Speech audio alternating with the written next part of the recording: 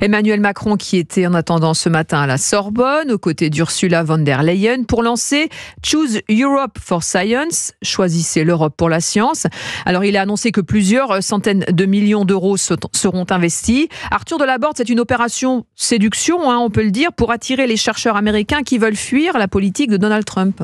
Offensive coordonnée entre Paris et Bruxelles, la présidente de la Commission européenne annonce d'abord un investissement de 500 millions d'euros supplémentaires pour faire du continent un pôle d'attraction pour les chercheurs.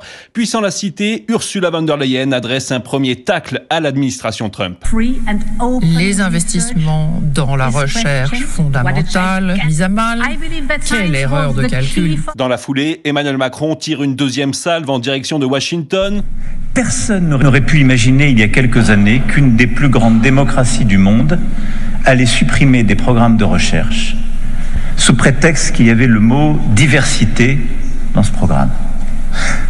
Personne ne pouvait penser qu'une des plus grandes démocraties du monde allait biffer d'un trait la capacité à avoir des visas de tel ou tel chercheur, parfois de ceux qui avaient contribué à sa propre sécurité numérique.